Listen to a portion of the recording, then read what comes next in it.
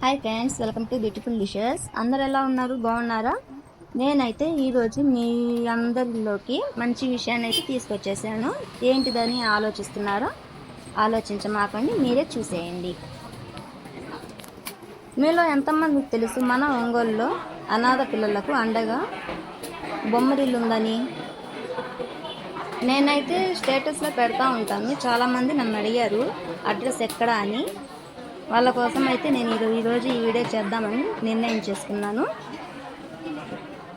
చూడండి ఫ్రెండ్స్, ఎంత గొప్ప మనసు ఉండాలి. ఇలా తల్లిదండ్రులు లేని పిల్లలను హక్కున చేర్చుకొని తామే తల్లిదండ్రులు అయ్యి వాళ్ళకి మంచి చెడు చూసుకుంటున్నారు. వాళ్ళ భవిష్యత్తుని తీర్చిదిద్దాలని వాళ్ళని స్కూల్కి పంపించి వాళ్ళకి మంచి భవిష్యత్తు ఇస్తున్నారు. అంతేకాకుండా మంచి కళాకారులు అదర్ యాక్టివిటీస్లో కూడా పిల్లలను ప్రోత్సహిస్తారు. అలాగే కోలాటం వచ్చిన కళాకారులు పిల్లలకు వాళ్ళ కళను ఉచితంగా నేర్పిస్తున్నారు. ఇలా ఎంతమందికి మంచి ఆలోచన వస్తే అలా ఆదుకుంటారు పిల్లలను. మీలో ఎవరైనా దాతలు అనాథ పిల్లలకు సహాయం చేయాలి అనుకుంటే చేయగలరు. నేను విజిటింగ్ కార్డు బాక్స్లో పెట్టాను. అలాగే మీరు డైరెక్ట్గా వెళ్ళవచ్చు, లేకపోతే ఫోన్ ద్వారా కూడా హెల్ప్ చేయొచ్చు.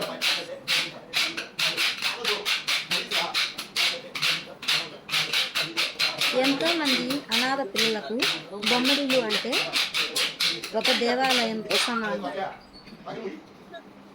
నేనైతే ఇయర్లో 2 times పిల్లలతో స్పెండ్ చేస్తానండి.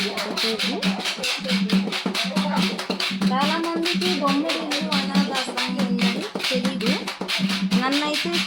నేనైతే స్టేటస్లో పెట్టినప్పుడల్లా ఎక్కడ అసలు అడ్రస్ ఎక్కడ అని అడుగుతూ ఉంటారు నాకు వాట్సాప్లో.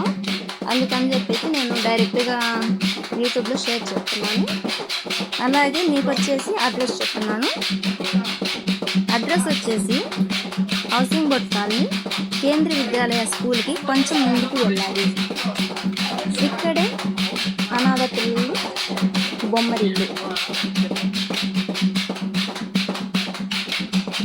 ఇక్కడ పిల్లలకి అమ్మా నాన్న లేరు అన్న ఆలోచన కూడా లేకుండా పిల్లల్ని మంచిగా తీర్చిదిద్ది ప్రోత్సహించి వాళ్ళ మంచి చెడులు చూస్తున్నారు.